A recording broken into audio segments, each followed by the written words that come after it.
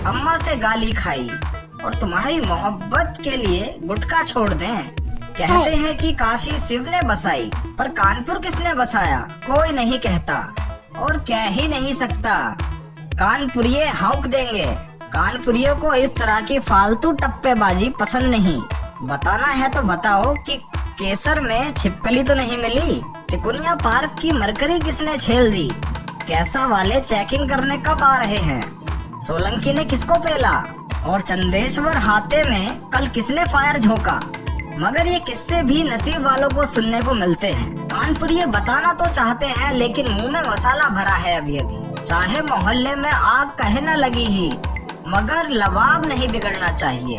मगर कुछ लड़के हैं जिनको मसाला खा के बोलने में महारत हासिल है। आधा खुला मुंह और बिना जुबान हिलाए भी बकैती हो जाया करती है। आधा अधूरी ही सही लेकिन कुछ तो समझ में आती है, और जो समझ में नहीं आती है वही तो कांड कहलाती है। और ये किस्सा भी उन्हीं ना समझ आने वाले कांडों में से है, जिसके मुख्य पात्र एक बार फिर अपने भोकाली पंडित श्रीमान लल्लन मिश्रा हैं और कहानी का शीर्षक गुटखा कांड। वैसे तो ज्यादातर लल्लन का शाम का समय परवल के बीजों में शोध करने में बीतता था। कहें कि बड़के मिश्रा जी यानी बाप बेड के एक किनारे रिमोट लिए बैठे हौंक रहे होते थे।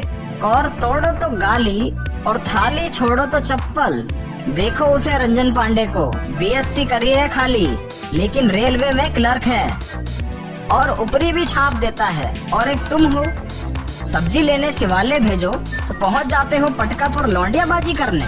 खैर हम भी कहाँ लल्लन के घर में घुस गए। दोष कानपुर का है, ये कानपुर सबसे कहता है। अरे तुम हमको सिखा रहे हो, इसलिए लल्लन के विषय में ज्यादा ज्ञान ना लें और बस सुने लल्लन का भौकाली कांड। तो भैया लल्लन मिश्रा ग्वाल टोली में रहते थे और सपना जो गंगा पार वाली सुनीता के बाद वाली थी, और सपना परमट में रहती थी जो गंगा पार वाली सुनीता के बाद वाली थी।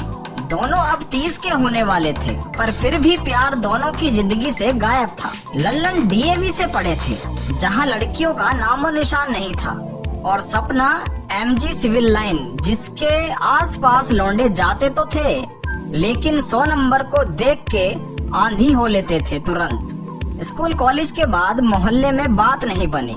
दिल का एक कोना बंजर ही रह गया। शादी की उम्र हो चुकी थी लेकिन घर वालों को इस बात की चिंता ही नहीं थी, क्योंकि कानपुर में चिंता करने के लिए शादी के अलावा और बहुत कुछ है। जैसे आज 8 घंटे बत्ती नहीं आई, सप्लाई वाला पानी में कीड़े निकल रहे हैं, रात को छत पर सो जाओ तो मच्छर बहुत भिनभिनाते हैं, दूध के चट्टे वाला भैंस को इंजेक्शन लगा के दूध निकालता है, कटिया वाला तार हवा से हिल जाता है, घर वाले सप्लाई का कीड़े वाला पानी पी पी कर सरकार को गरियाते हैं और अपनी किस्मत को कोसते हैं। और इधर लल्लन और सपना अपने अपने घर वालों को। महीने भर पहले दोनों फेसबुक पे मिले थे। लल्लन 5 फुट 8 इंच है और रंग सांवला, लेकिन फेसबुक पे सपना को 6 फुट और रंग गोरा बताए। थोड़ी बहुत कलाकारी सपना ने भी झाड़ी थी, तो इसीलिए दोनों की जम गई। दोनों ने ऑनलाइन एक दूसरे को पसंद कर लिया था और फेसबुक से अब फोन पे पहुंच गए थे। रात रात भर बातें होती थी। डोकोमो की सिम और नोकिया के मोबाइल के भरोसे गाड़ी दौड़ रही थी। रात भर बिना लाइट के पसीने में तरबदर, मच्छर की भुनन भुनन में सरकार को गरियाते हुए एक दूसरे से बतियाते रहते और समय का पता ही नहीं चलता। बस इतना पता चलता कि बत्ती आ गई और उसके बाद कूलर चला के बातें होती।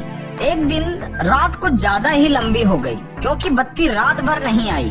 बातें भी खिंच गईं और ठन गई कि अब बस मिलना है। कटाहेली बाग में मिलना तय हो गया। सपना ने कहा, बस फोन पे ही मोहब्बत जताओगे या सामने भी करोगे?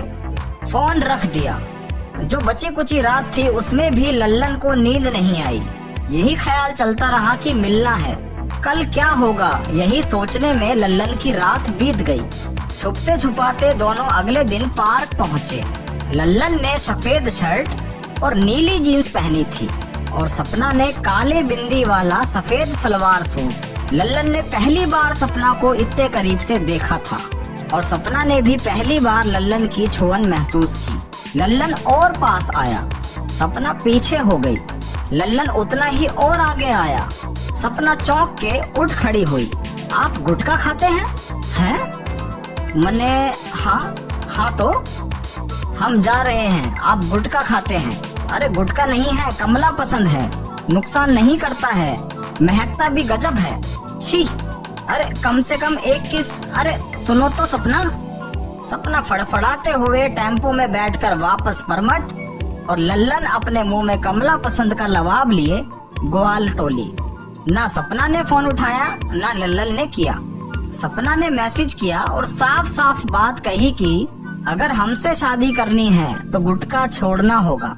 लल्लन की हिम्मत नहीं हुई कि वो मैसेज का जवाब दे। प्यार अलग चीज है और गुटखा अलग। इसी गुटखे के चक्कर में वो बाप से कई बार ठुका है। बाप की बात का जवाब नहीं दे पाया, सिर्फ इसीलिए कि उसने अभी अभी पुड़िया मुंह में डाली थी। इसी पुड़िया के चक्कर में अम्मा से लात खाया, क्योंकि बाथरूम की नाली जाम हो गई थी। वो पुड़िया वो किसी के लिए ऐसे ही छोड़ दे? कई दिन बीत गए पर सपना अपनी बात पे अड़ी थी। पहले बत्ती जाती थी तो पता नहीं चलता था, अब तो मानो गर्मी की रातें एक एक मिनट एक एक घंटे के समान थी। ऐसी ही एक लंबी रात को लल्लन एक हाथ में सपना की फोटो और दूसरे हाथ में कमला पसंद की पुड़िया लिए बैठे थे। जब ना रहा गया तो बहुत कठोर दिल होके सपना को मैसेज किए, बाप से ठुके, अम्मा से गाली खाई और तुम्हारी मोहब्बत के लिए गुटखा छोड़ दें। अरे भाड़ में जाओ तुम और तुम्हारा प्यार। इतना भेज के पहले तो सपना का फोटो फाड़ा, उसके बाद कमला पसंद की पुड़िया फाड़ी और एक कोने में दबाकर मच्छरों के मधुर संगीत के बीच में कान दबा के ढेर हो गए।